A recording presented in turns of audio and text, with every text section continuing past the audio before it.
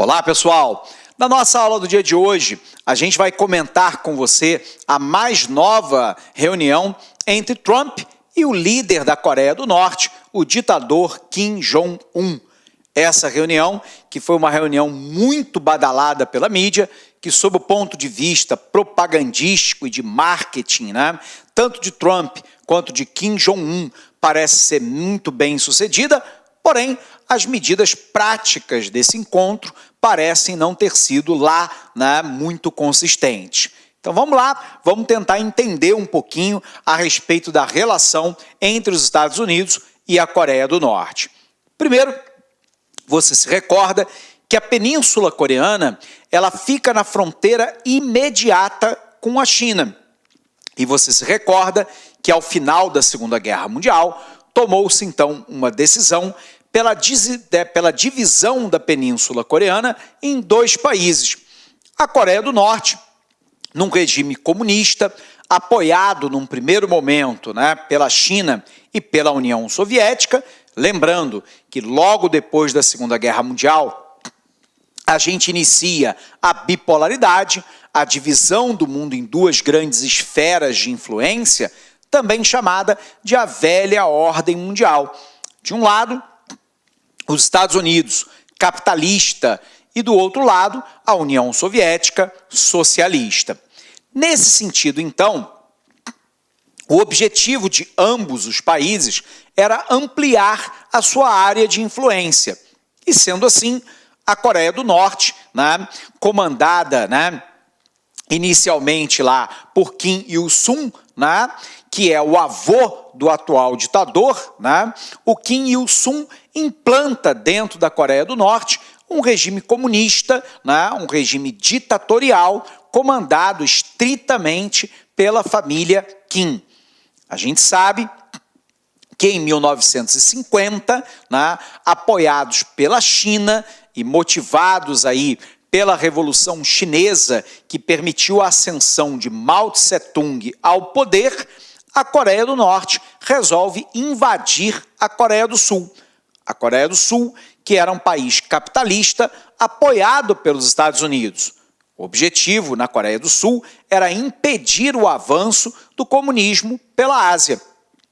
Essa guerra, que foi uma guerra fratricida, ela dura de 1950 a 1953.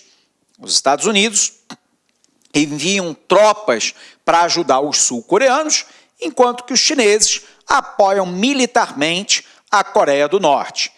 Depois de 3 anos de conflito, a guerra termina com a assinatura de um armistício, que significa simplesmente um cessar-fogo, ou seja, oficialmente, as duas Coreias estão em guerra até os dias atuais.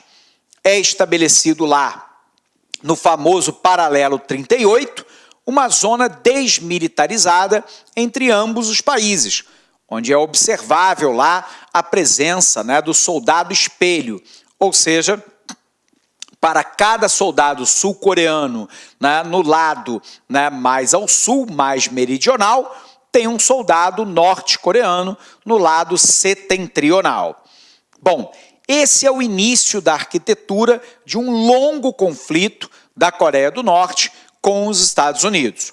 Então vamos botar isso na tela aqui para você. O que a gente tem então, pessoal? Vamos nos recordar.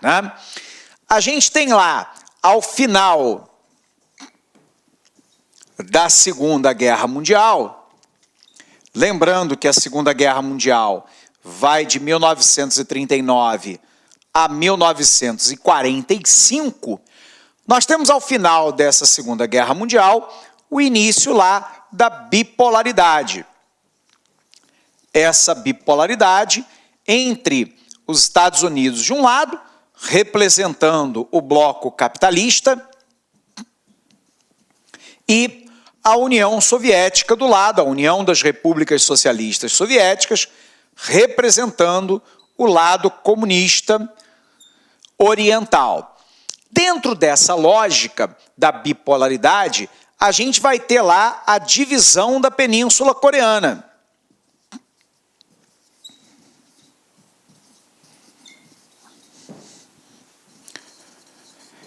essa divisão da Península Coreana, onde eu tenho lá a Coreia do Norte dentro do regime comunista, tendo, abre aspas, como pai fundador o Kim Il-sung, avô do atual ditador, né, o Kim Jong-un, né, e do outro lado, o regime lá da Coreia do Sul, um regime capitalista e apoiado pelos Estados Unidos. A gente sabe que de 1950 a 53 a gente vai ter a Guerra da Coreia. Essa guerra, uma guerra fratricida entre ambos os países, que terminou lá com a assinatura, em 1953, de um armistício e, portanto, de um cessar-fogo. A Coreia do Sul foi abraçada pelos Estados Unidos. Os Estados Unidos implementou na Coreia do Sul a famosa doutrina Truman. A ideia era impedir o avanço do comunismo pela Ásia, apoiando econômica, financeiramente, comercialmente, politicamente, militarmente, países que pudessem fazer fronteira com países comunistas, impedindo a sua expansão. Tanto que os Estados Unidos mantêm bases militares na Coreia do Sul. A Coreia do Sul se aproveitou desse apoio norte-americano e se desenvolveu. Hoje, a Coreia do Sul é um dos tigres asiáticos, um dos países em rápido processo de desenvolvimento e de industrialização, enquanto que a Coreia do Norte se ensimesmou, né? A Coreia do Norte se fechou, é um dos países mais fechados do mundo, numa ditadura comandada pela família Kim. Então nós tivemos Kim Il-sung, durante um bom período de tempo, comandando, né, a Coreia do Norte. Com o seu falecimento, né, assume o seu filho, o Kim Jong-il, e mais recentemente, com a morte de Kim Jong-il, né, assume o poder, né, Kim Jong-un, né, o atual, né, presidente e ditador do país. Beleza? Então vamos apagar aqui para a gente continuar botando isso no quadro para você. Então, pessoal, o que a gente pode perceber dessa relação, né, entre os Estados Unidos e a Coreia do Norte?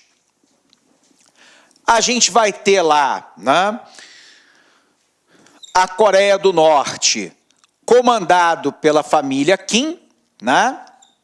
Primeiro o Kim Il-sung, depois o Kim Jong-il e atualmente o Kim Jong-un, que é o atual, né, presidente do país. A Coreia do Norte, né, fecha a sua economia e se fecha politicamente. Então aqui há um fechamento político e econômico da Coreia do Norte. Esse regime é um regime altamente militarizado,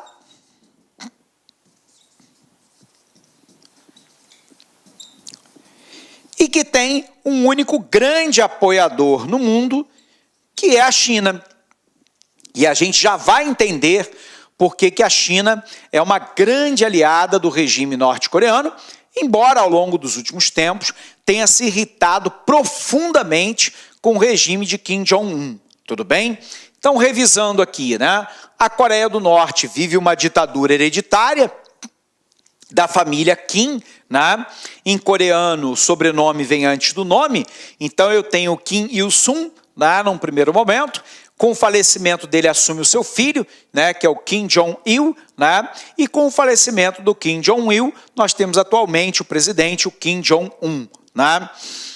A Coreia do Norte é um dos países mais fechados sob o ponto de vista político e econômico do mundo, é um regime altamente militarizado, que tem um único grande apoiador no mundo, que é a China, e que vive, né, um forte culto à personalidade da família Kim. A família Kim é entendida como aquela que protege a Coreia do Norte, que defende os interesses norte-coreanos. Óbvio que há uma profunda manipulação da mídia, que é toda controlada pelo Partido Comunista norte-coreano. As imagens, né, de Kim Il-sung, Kim Jong-il e Kim Jong-un é espalhada por todo o país. A história é ensinada que a Coreia do Norte é vitoriosa em todas as guerras contra a Coreia do Sul e o próprio Estados Unidos. Os Estados Unidos é entendido como uma potência imperialista que há de se sucumbir ao potencial bélico, militar e nuclear norte-coreano, e por aí vai. Por mais que muitas vezes, óbvio, isso seja uma profunda distorção daquilo que de fato acontece no mundo atual. Bom, o ponto-chave então dessa questão é primeiro tentar entender o porquê do apoio, né, da China ao regime norte-coreano. Então vamos nos recordar, pessoal. Ao norte, nós temos o território da República Popular da China. Então aqui eu tenho a China, cujo nome correto é República Popular da China, comandado pelo Partido Comunista Chinês, o PCC, e aqui abaixo eu tenho a Península Coreana. Essa península dividida, né? A Coreia do Norte comunista e a Coreia do Sul capitalista. Bom, para a China, qual é o problema, né? O problema é que há muito tempo se fala de uma reunificação das Coreias. Uma reunificação das Coreias só poderia acontecer sobre o regime capitalista. E lembrando que os Estados Unidos mantêm bases militares em território sul-coreano. Então, o primeiro problema para a China seria que numa possível reunificação da Península Coreana, a mesma só se faria. Olá, meus amigos, minhas amigas, sou o professor Luiz Antônio de Carvalho e com muito prazer, muita satisfação, estou aqui para apresentar a nossa super proposta pedagógica, fazer um convite muito especial para você que acabou de assistir essa nossa aula demonstrativa do concurso do MPSP, Ministério Público do Estado de São Paulo, para o cargo de auxiliar de promotoria. Gente, preste atenção, este concurso já foi autorizado, o edital deve ser publicado agora em 2018, inclusive eu, professor Luiz, eu estou muito confiante que esse concurso deve ser publicado em 2018. Em 2018, nós estamos aguardando 3 concursos para o MP de São Paulo. Um deles, de auxiliar jurídico, já foi publicado. Acredito que agora o concurso de auxiliar da promotoria brevemente deverá ser publicado. Este nosso curso pré-edital, nós temos aí um prazo de acesso de 6 meses. Tá? Durante esse período, você receberá todas as atualizações do site a custo zero. Ah, professor, o edital foi publicado e teve algumas alterações. Gente, dentro do período de acesso, você vai receber todas essas alterações a custo zero. Isso só acontece aqui na Lá Concurso. Professor, como é que custa o investimento aí? O investimento nosso é apenas 10 parcelas de R$ 25. Você vai ter um curso pré-edital, inclusive essa aqui é a nossa segunda turma do MP de São Paulo, super focado. Com certeza vai fazer a diferença. A gente colocou aí trechos de algumas aulas nossas aí no YouTube. Este curso hoje tem mais de 170 videoaulas aí para a galera. Tudo bem, meus amigos? Então espero vocês aqui na Lá Concurso. Um forte abraço, fique com Deus. Tchau, tchau.